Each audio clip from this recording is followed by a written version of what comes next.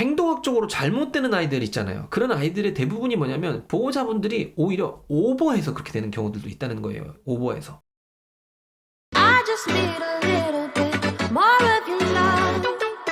I can't help myself.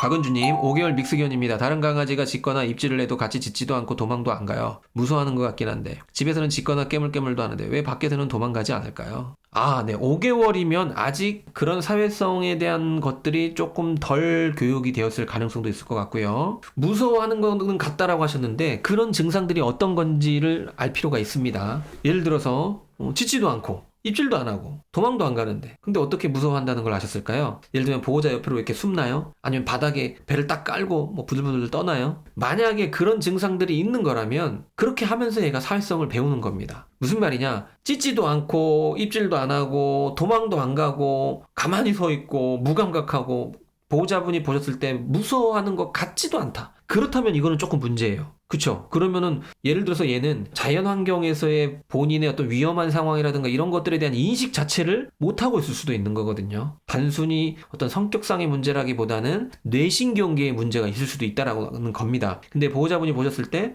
그래도 얘는 무서워는 하는 것 같다. 근데 그 무서움에 대한 대처 방법이 좀 뭔가 제대로 안 되는 것 같은데 그런 말씀이시라면 그런 방법들은 조금씩 애가 커가면서 나아질 수 있는 거거든요. 아직 5개월밖에 되지 않았기 때문에 그런 것들을 가르칠 필요는 없습니다. 아이들에게 공포를 가르치고 두려움을 가르칠 필요는 없어요. 그런 것들은 스스로 느끼게 되기 때문에 크게 지금 걱정하지 않으셔도 될 거예요. 박은주님, 배는 깔고 납작 엎드리기는 하더라고요. 감사합니다. 전 안쓰러운 마음에 후다닥 안고 그 자리 피했는데 조금씩 지켜봐야겠네요. 네, 맞습니다.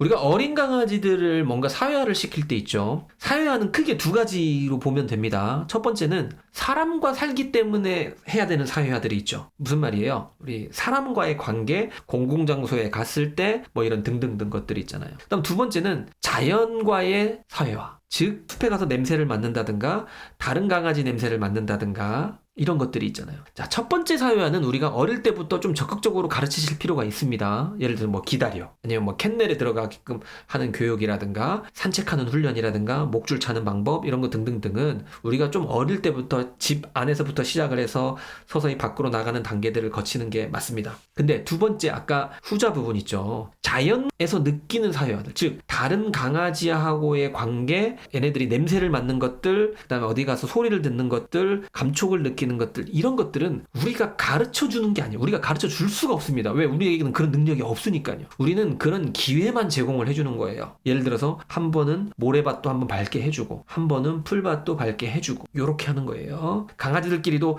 야 내가 너 강아지랑 친하게 해줄게. 주인분들끼리 야 너네 강아지 일로 데려와. 우리 강아지 일로 데리고 갈게 해서 둘이 만나게 막 땡겨가지고 이렇게 하는 게 그건 잘못된 겁니다. 그렇게 시작하는 게 아니고 우리 애는 아직 강아지를 만나본 적이 없다. 그러면 다른데 강아지들이 산책하는데도 가까이 가서 붙이는 게 아니고요. 멀찌감치 해서 냄새만 맡게 해주는 거예요. 그러다가 얘가 그것들에 익숙해지면 본인이 가려고 합니다. 천천히 냄새를 맡기도 하고 또 어떤 아이들은 좀 이제 두려움이라든가 경계감 때문에 짖는 행동을 하기도 합니다. 이런 것들을 우리가 지켜보면서 기회만 천천히 제공했다가 조금 뒤로 빼줬다가 이런 식으로 하면 되는 거예요. 어려운 게 전혀 없습니다. 근데 행동학적으로 잘못되는 아이들 있잖아요. 그런 아이들의 대부분이 뭐냐면 보호자분들이 오히려 오버해서 그렇게 되는 경우들도 있다는 거예요. 오버해서 우리 다른 강아지랑 막 친하게 지내게 해주겠다고 해서 막 어린애 아직 산책도 제대로 할 줄 모르는 애를 그냥 애견 유치원 같은 데 딱 보내는 거예요. 애견 유치원도 물론 그런 교육들을 잘 시켜주는 곳이라면 상관이 없는데 그렇지 않고 그냥 강아지들 그냥 한 운동장에다 그냥 쫙 풀어놓으면은 이제 이런 아이들은 이제 막